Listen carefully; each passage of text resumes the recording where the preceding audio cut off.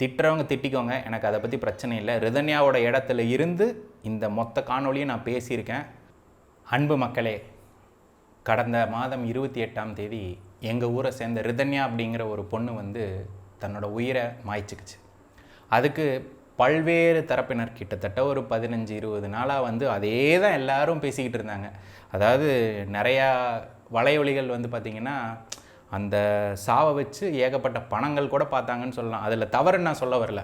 ஆனால் நிறையா பேர், பெரும்பாலானவங்க முழுமையான உண்மையை பற்றி பேசவே இல்லை. ஒரு பகுதி உண்மையை தான் பேசுகிறாங்க. அதாவது முக்கால்வாசி உண்மையை பேசினாங்க, இல்லைன்னு நான் சொல்லலை. ஆனால் ஒரு கால்வாசி உண்மையை வந்து மறைச்சிட்டாங்க. அதை ஏன் மறைச்சாங்க அப்படிங்கிறது எனக்கு தெரியல. இந்த பதிவு நாளைக்கு நாளை மறுதினம் 3 நாட்கள் தொடர்ச்சியாக ரிதன்யாவை பற்றி பார்க்க போகிறோம். சட்டப்படியும் நியாயப்படியும் தான் இந்த 3 நாட்களுக்கான பதிவுமே இருக்க போகுது. அதில் முதல் வந்து அந்த பெண் இறக்கும் பொழுது அவர் தந்தைக்கு அனுப்பிய அந்த குரல் பதிவை மட்டும் வச்சு இன்றைக்கத்த காணொலி பார்ப்போம். நாளைக்கு அவர் தந்தை முதல் புதிய தலைமுறைக்கு ஒரு பேட்டி கொடுத்துருந்தார், அதை பற்றி பார்ப்போம். நாளை மறுநாள் அந்த பெண்ணுக்கு வந்து ஒரு இரங்கல் கூட்டம் அவினாசியில் ஏற்பாடு பண்ணியிருந்தாங்க. அதுக்கு நான் போயிருந்தேன். அங்கே நடந்ததை பற்றி கடைசியாக பார்ப்போம். இன்றைக்கி வந்து அந்த குரல் பதிவை பார்ப்போம். எனக்கு என்ன தோணுச்சு அப்படின்னா, அந்த குரல் பதிவை கேட்கும்போது அதை வந்து 3 பகுதிகளாக குரல் மாதிரிகள் இருந்த மாதிரி இருந்துச்சு. அதாவது இப்போ நான் பேசிகிட்டே இருக்கிறேன், ஒரு 10 நிமிஷம் கழித்து வெளியில் போயிட்டு வந்து பேசினேன்னா குரல் கொஞ்சம் வேறு மாதிரி தெரியும்.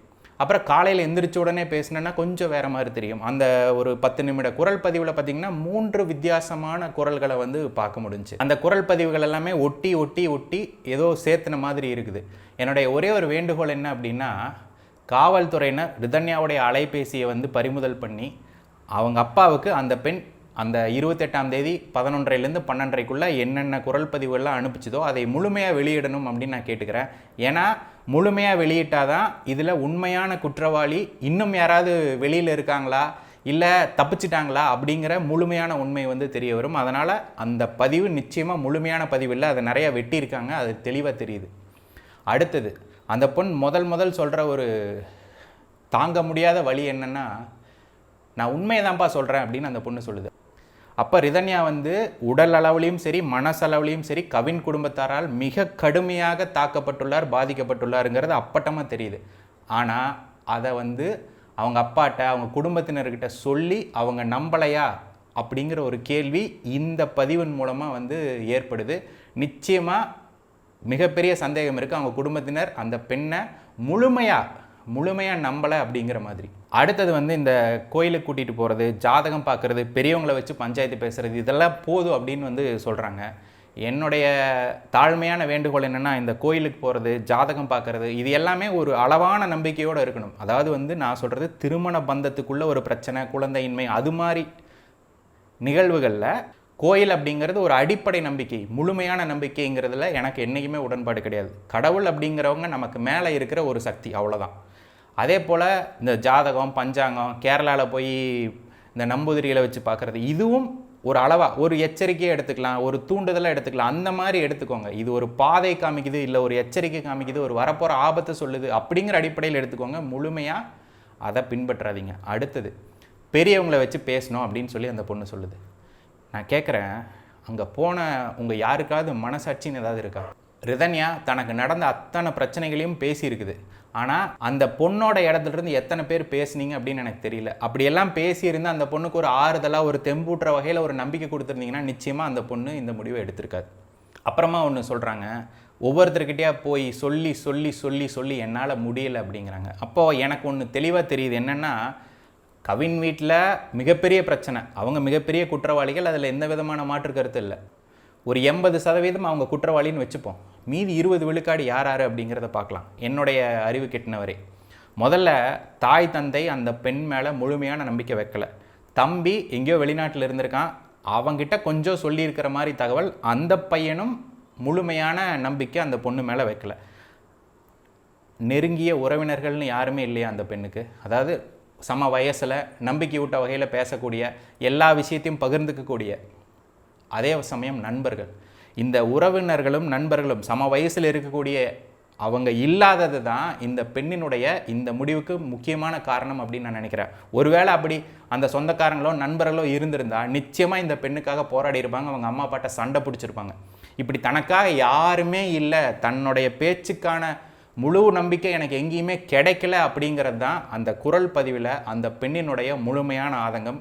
அதை பற்றியும் இங்கே யாருமே பேசலை. என்ன காரணம்னு தெரியல. ஊடகம் கவின் குடும்பத்தை மட்டுமே காமிச்சிக்கிட்டே இருக்காங்க. அவங்க தண்டிக்கப்பட வேண்டியவங்க தான், யாரும் இல்லைன்னு சொல்லல. ஆனால் இந்த பக்கம் இந்த பெண்ணினுடைய குடும்பம் உறுதுணையாக இல்லை அப்படிங்கிறத மறைக்கிறாங்க. ஆனால் அந்த பெண் இறந்த அன்னைக்கு சனிக்கிழமை காலையில் லட்சுமி நரசிம்ம பெருமாள் தாளக்கரை கோயிலுக்கு போயிட்டு அங்கேருந்து சேவூர் பூச்சி மருந்தை வாங்கிட்டு மறுபடியும் தண்டுக்காரம்பாளையம் அங்கேருந்து முண்டிப்பாளையம் போகிற வழியில் ஒரு கிலோமீட்டரில் கிட்டத்தட்ட தன்னோட உயிரை மாச்சிக்கிச்சு.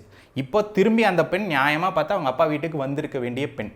இந்த சமயத்தில் ஒரு தற்கொலை நடக்குது அப்படின்னா முழுமையாக நம்ம கவின் குடும்பத்தை மட்டும் சொல்லிட முடியாது. கொஞ்சூண்டு இந்த குடும்பமும் இருக்காங்க. இந்த குடும்பத்தின் மேலே முழுமையான ஆறுதல் அல்லது அனுதாபங்கிறது தேவையில்லை. அவங்க பெண்ணுக்கு அவங்க முழுமையான ஆதரவை கொடுக்காதது தான் அந்த பெண் இந்த மாதிரி ஒரு முடிவு எடுத்ததுக்கு காரணம்.